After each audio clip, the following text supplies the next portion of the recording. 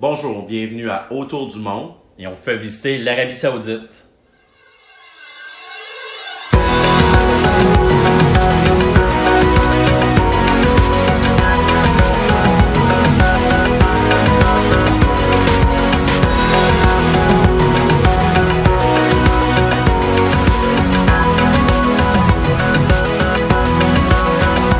Bonjour, bienvenue sur notre chaîne. Mon nom est Nicolas. Je suis Vincent. Aujourd'hui, jour 6 en Arabie Saoudite. Si vous aimez le contenu, n'oubliez pas de vous abonner à notre page et également liker notre contenu. Dans cet épisode, vous verrez notre parcours de Taïma à Al-Oula avec le lever du soleil. Puis ensuite, on visite le site de l'UNESCO d'Aigra et également le site de Dadan. Site très connu parce que étant la Petra d'Arabie Saoudite.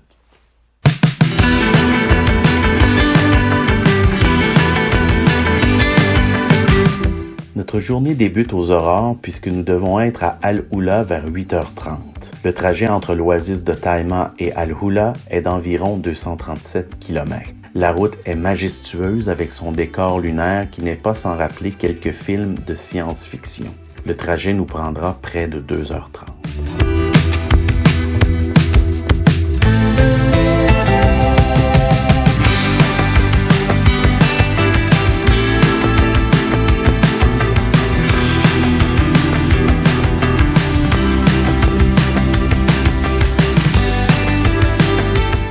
Notre arrivée sur le site du Festival Winter à Tantara n'a pas été des plus simples. Après avoir tourné en rond pendant 15 minutes, on localise le site du festival et on se présente à l'accueil des visiteurs. Bien qu'il n'y avait pas énormément de gens, on constate néanmoins une certaine désorganisation. Alors, c'est le plus gros festival d'Arabie Saoudite. Beaucoup de monde. L'endroit est magnifique. Et on a des food trucks. Il y a du Dunkin', du Burger King. La nourriture locale, quoi.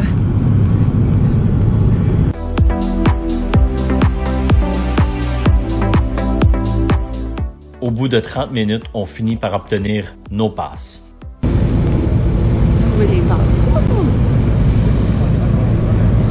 Les autorités saoudiennes misent énormément sur ce festival pour attirer des touristes de partout dans le monde.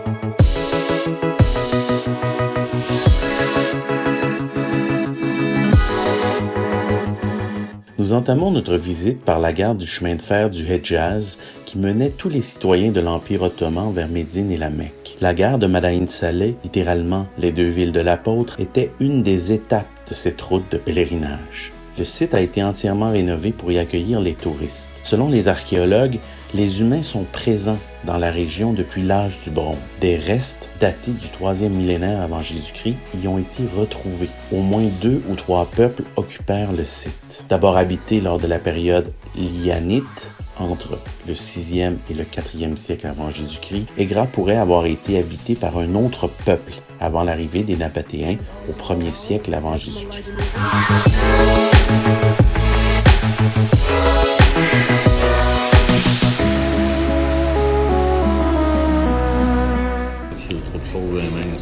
À boire du thé.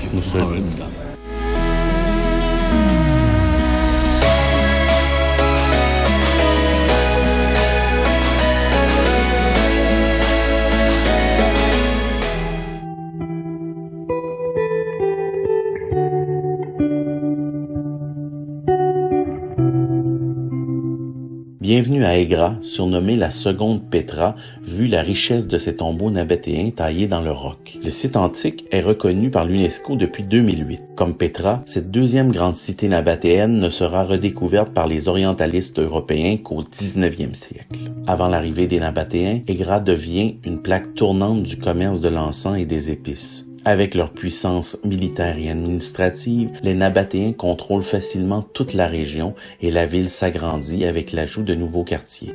Vers la fin du 1er siècle avant Jésus-Christ, un rempart en briques crues est construit. C'est pendant cette période que la cité des morts se réalise, les confréries religieuses se multipliant au sein de la cité. Nous sommes ici au cœur de la vie religieuse nabatéenne. une divinité masculine, Dushara, trônait au sommet de leur panthéon. Ici, les confréries religieuses se rassemblaient. Plus grande des salles taillées dans le rocher, le diwan était un triclinium, c'est-à-dire un espace à 3 banquettes disposées en U.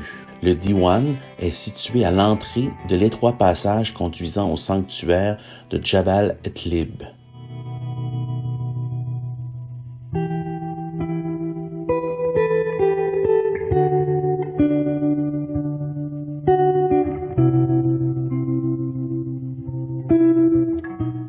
Tout au long de la voie de procession, nous voyons des représentations de bétyl gravées dans le roc qui étaient des pierres sacrées vénérées par les Nabatéens.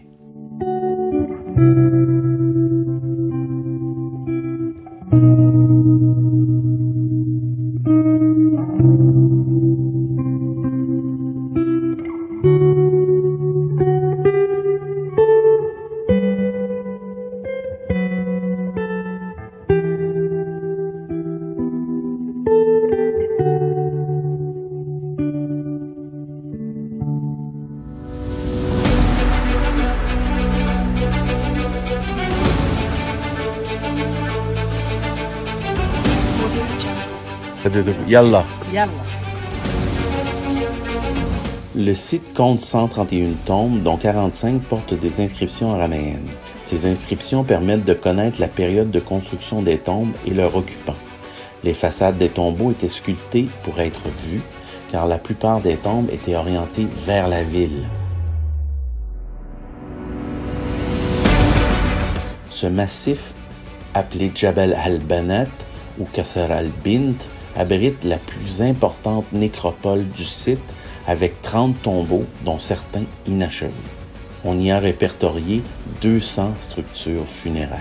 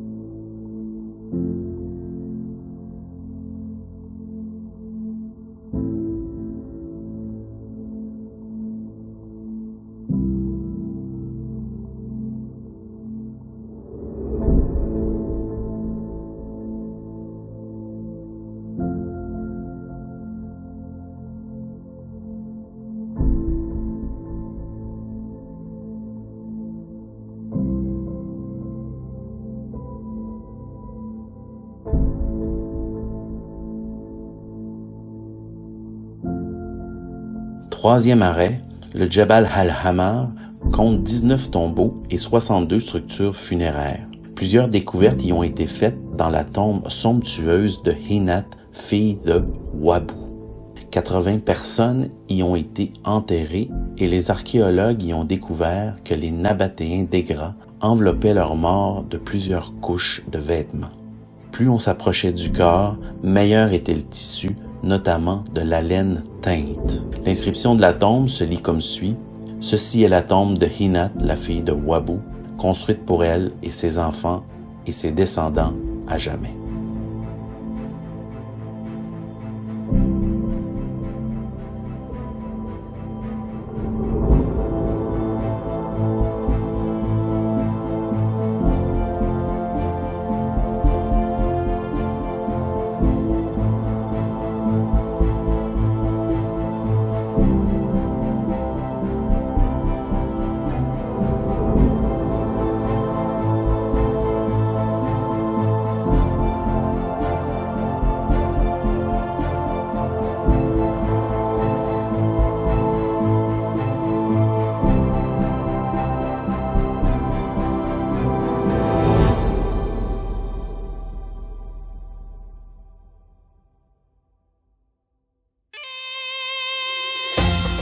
dernière étape de notre périple à Egra et clou du spectacle, le spectaculaire Qasr al-Farid.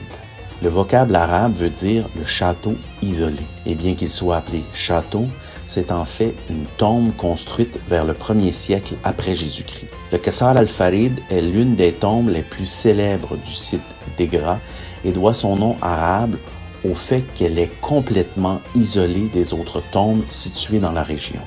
Ceci est inhabituel étant donné que la plupart des tombes monumentales de Madain Saleh Egra ont été découvertes en groupe. L'inscription pourrait avoir deux sens, soit Lihian, fils de Kouza, la prise, ou pour Ayan, fils de Kouza et ses descendants. Ici, nous voyons une beauté de Egra, ville nabatéenne jumelle de Petra.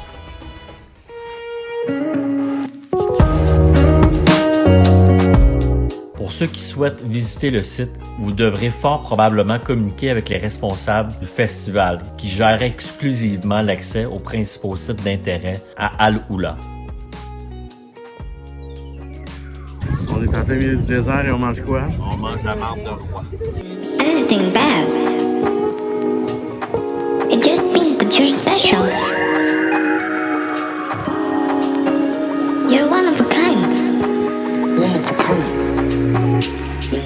Qu'est-ce qu'on mange? On mange du local. Mais encore une fois, on mange avec nos mains.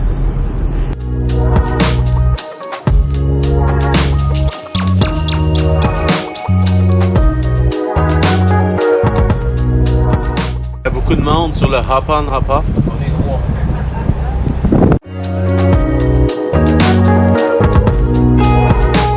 Et Vincent, comment trouves-tu ta balade? Je pensais pas avoir froid Non. Arabie Saoudite.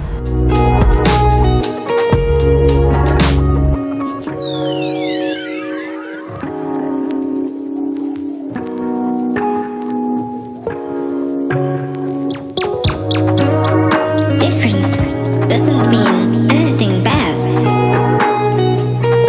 It just means that you're special.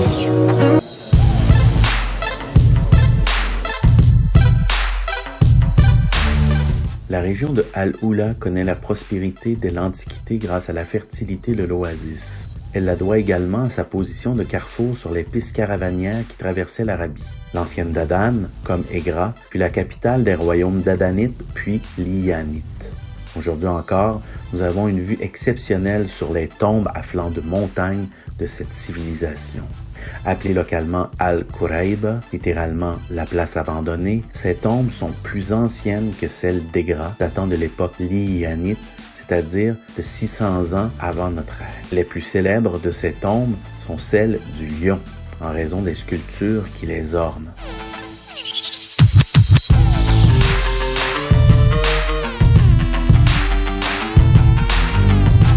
Selon certains experts, Dadan serait mentionné dans la Bible à quelques reprises.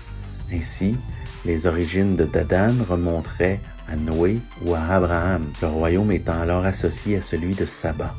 Comme pour l'oasis de Dumat al-Jandal, Isaïe parle des caravanes dadanites dans son oracle sur l'Arabie, et Ézéchiel pourrait rappeler que leurs caravanes se rendaient jadis jusqu'à Tyr.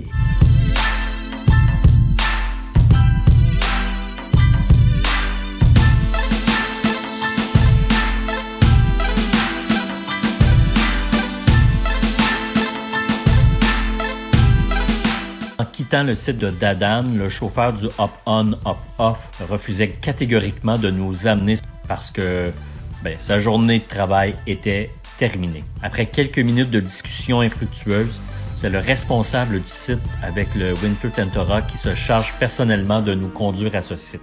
L'arrivée avec le directeur n'est pas passée inaperçue. Une voiturette de golf nous attendait à l'arrivée et une visite privée nous a été offerte.